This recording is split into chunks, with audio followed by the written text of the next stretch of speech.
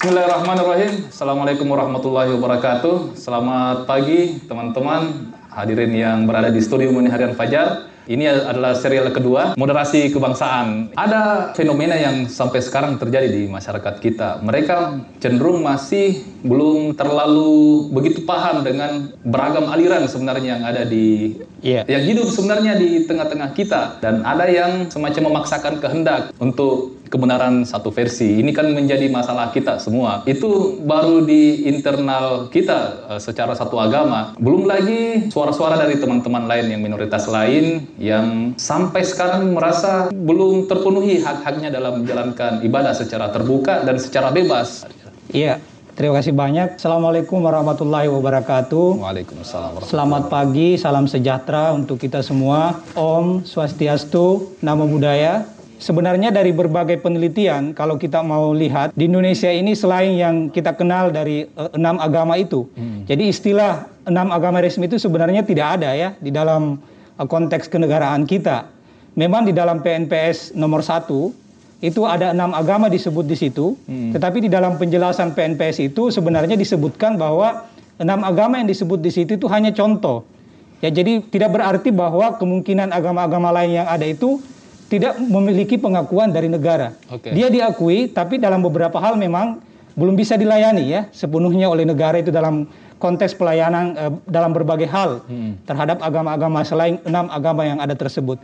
Nah karena itu sebenarnya seluruh agama yang ada di Indonesia ini, termasuk Bahai karena dia juga sudah menjadi agama tersendiri, dan juga kelompok penghayat ya, itu diakui keberadaannya oleh negara gitu.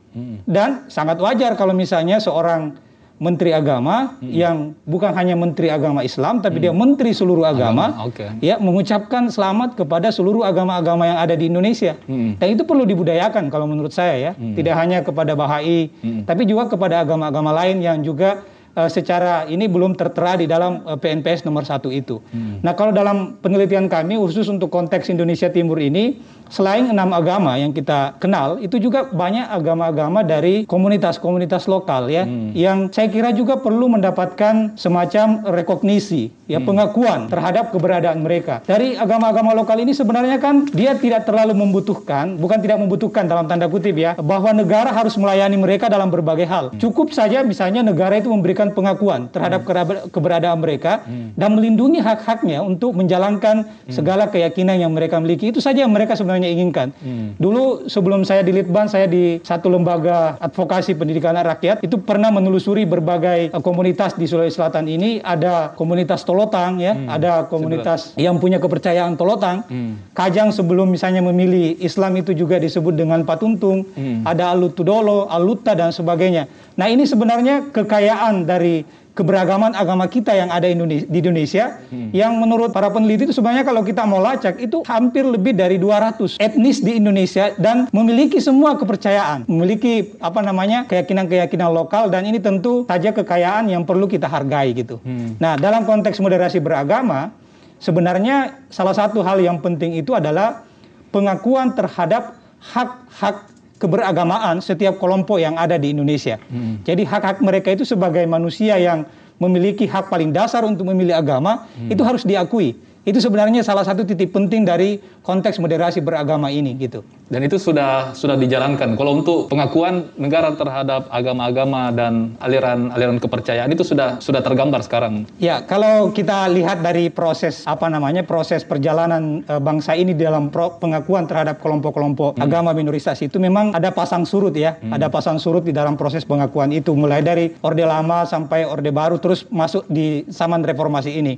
Nah, saya kira ini memang perlu terus didorong supaya negara sendiri dalam hal ini pemerintah betul-betul memberikan pengakuan yang sesungguhnya ya terhadap khususnya penghayat-penghayat lokal itu atau kelompok-kelompok minoritas yang memilih menjadi bagian dari agama tersendiri. Karena kalau kita lihat sepanjang sejarah ya, kita bicara dulu ke belakang, misalnya pada masa Orde Baru itu disebutkan bahwa misalnya kebijakan pada saat itu tidak sepenuhnya untuk memenuhi hak-hak kelompok minoritas ini. Jadi betul bahwa pada saat itu kata Hefner ya, ini saya kutip salah satu hasil temuan perkataan Hepner, bahwa apapun kebijakan pemerintah pada saat itu, dia sebut secara eksplisit Soeharto, kebijakan agama maksudnya ya, itu tidak terkait dengan kepentingan ideologi tertentu terhadap agama itu, atau juga pemenuhan hak terhadap agama itu, tetapi lebih didasarkan pada kekuasaan. Pada saat itu memang ada ada romantisasi di mana antara agama lokal, katakanlah begitu, dengan pemerintah terjadi kemesraan, tapi pada saat tertentu dia disingkirkan ya. Jadi ada sejarahnya seperti itu. Dan semua itu menurut Hepner itu terkait dengan soal kekuasaan gitu. Jadi bukan semata-mata pengakuan terhadap apakah ketika itu misalnya dimulai mesra antara pemerintah dengan penghayat lokal atau bagian dari pengakuan, tapi semata-mata karena kepentingan kekuasaan. Tapi begitu dilihat mengancam lagi kekuasaannya, misalnya karena pada akhir-akhir pemerintahan Orde Baru itu mulai bermesraan dengan Islam politik, maka kelompok-kelompok yang semacam ini disingkirkan. Ya begitu. Jadi ini yang perlu terus didorong dalam konteks reformasi sekarang ini. Dan itu sudah ada ke arah sana. Misalnya penganut agama di luar yang 6 itu sudah memungkinkan untuk mencantumkan nama agama misalnya di KTP gitu. Itu tentu satu jalan ya menuju ke sana. Tapi itu belum cukup. Banyak hal yang perlu kita penuhi untuk memenuhi hak-hak kelompok-kelompok yang minoritas tersebut. Nah, dalam konteks Sulawesi Selatan ini, saya kira khusus untuk tahun-tahun terakhir ini, di Makassar ini misalnya sudah mau menggodok perda tentang toleransi. Itu saya tahu karena saya ikut terlibat bersama teman-teman dari beberapa NGO, salah satunya itu Lapar Sendiri, Lembaga Advokasi Pendidikan Rakyat, bersama beberapa teman-teman yang bergerak di konteks kerukunan umat beragama, itu mendorong lahirnya perda tentang toleransi beragama. Ya, dan itu saya kira satu kemajuan ya, kalau ada dalam satu wilayah tertentu atau kabupaten tertentu melahirkan perda-perda semacam itu. Ini perda untuk Sulsel atau untuk Makassar? Makassar ya. Itu baru dirancang oleh teman-teman itu.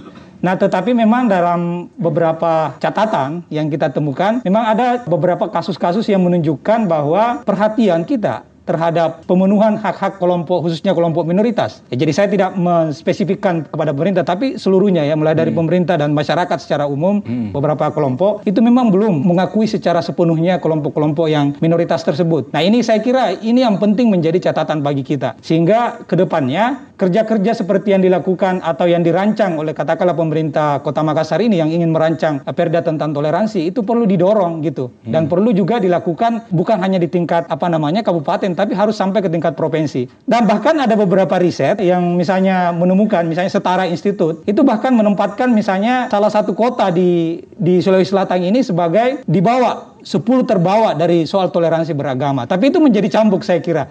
Karena dengan adanya beberapa riset itu akhirnya mendorong khususnya pemerintah Kota Makassar untuk melahirkan perda tentang toleransi. Kira-kira poin-poin penting apa yang paling menarik yang Pak Samsur Rijal lihat dalam perda ini? Ya, salah satunya itu adalah bagaimana membangun toleransi antara umat beragama dan juga menghargai hak-hak keberagamaan kelompok-kelompok yang minoritas gitu ya. Jadi itu ada, saya lihat di beberapa rancangan perda yang disusun teman-teman itu untuk menjelaskan apa itu kelompok-kelompok minoritas, bagaimana hak-hak mereka harus diakui oleh pemerintah dan seterusnya, dan termasuk bagaimana kelompok-kelompok yang mayoritas yang lain itu merawat keragaman bersama kelompok minoritas ini gitu.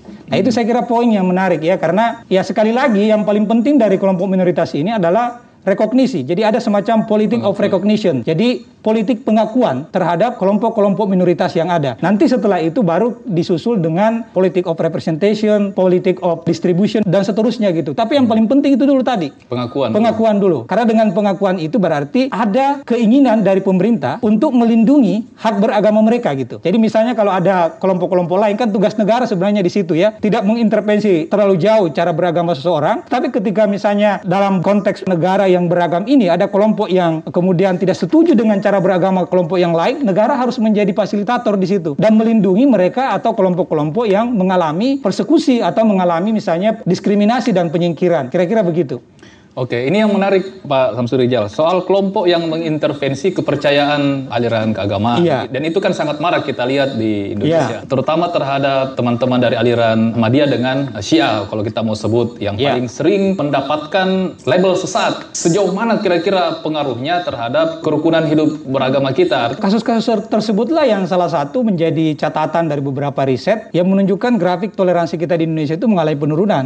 Karena adanya kasus-kasus itu tadi ya, misalnya persekusi terhadap terhadap Syiah, diskriminasi terhadap kelompok-kelompok Ahmadiyah, penyerangan terhadap ibadahnya, penutupan dan seterusnya. Nah, karena itu kalau toleransi kita ingin perbaiki, bukan hanya dalam konteks 6 agama ini yang harus dibangun, tetapi juga bagaimana kita, khususnya kelompok agama yang mayoritas, ya saya sebut saja Islam karena di Indonesia Islam adalah kelompok yang mayoritas, itu bisa menghargai hak-hak kelompok yang lain, khususnya di dalam lingkungannya sendiri. Misalnya kelompok Syiah, Ahmadiyah dan seterusnya ya. Boleh kita tidak setuju.